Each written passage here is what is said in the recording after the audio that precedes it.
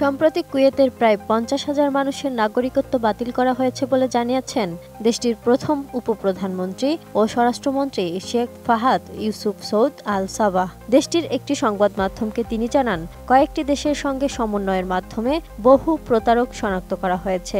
স্বরাষ্ট্রমন্ত্রী বলেছেন, কুয়েতের সব নাগরিকত্বের নথি পর্যালোচনা করা হচ্ছে, এমনকি বর্তমান থেকে শুরু করে সাবেক সাংসদ ও মন্ত্রীদেরও এই তদন্তের আওতায় রাখা হয়েছে।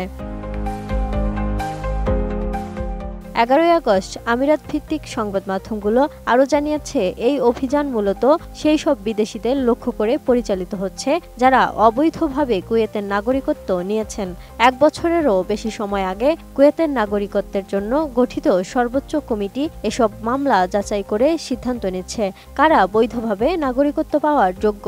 যাদের নাগরিকত্ব বাতিল হয়েছে তাদের অনেকের নামও প্রকাশ করা হয়েছে। বিশ্বমানের থার্মিক্স রড, সালাম স্টিল থার্মিক্স, দেশের একমাত্র থার্মিক্স রড।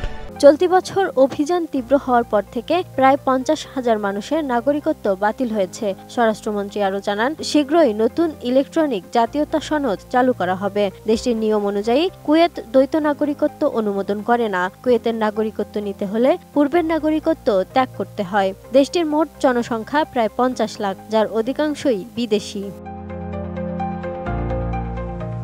এ উদ্যোগের মূল উদ্দেশ্য প্রতারকদের নাগরিকত্ব বাতিল করা। তবে কিছু ক্ষেত্রে রাষ্ট্রের উচ্চ স্বার্থেও নাগরিকত্ব বাতিলের ঘটনা ঘটেছে। কুয়েতে নাগরিকত্ব বাবার মাধ্যমে সন্তানদের স্বয়ংক্রিয়ভাবে দেয়া হয়।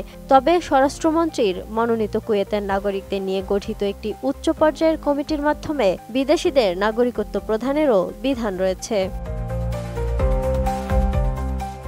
আমিরাত ভিত্তিক প্রতিবেদনগুলো বলছে, কয়েক দশক আগে কুয়েতের উন্নয়নে অবদান রাখার কারণে অসংখ্য বিদেশি নাগরিকত্ব পেয়েছিল। তবে নাগরিকত্বের অধিকার নিয়ে দেশটিতে দীর্ঘদিন ধরেই বিতর্ক রয়েছে।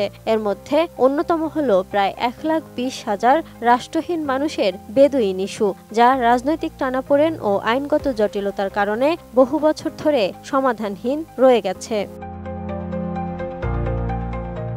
এই উদ্যোগের অংশ হিসেবে কুয়েতের সকল নাগরিকের নথি পুঙ্খানুপুঙ্খভাবে যাচাই করা হচ্ছে। তদন্তের স্বার্থে বর্তমান ও সাবেক সংসদ সদস্যরাও বাদ পড়ছেন না। মূলত 1 বছরের বেশি সময় ধরে দেশটির নাগরিক সংক্রান্ত একটি সর্বোচ্চ কমিটি এই বিষয়গুলো পর্যালোচনা করে আসছিল।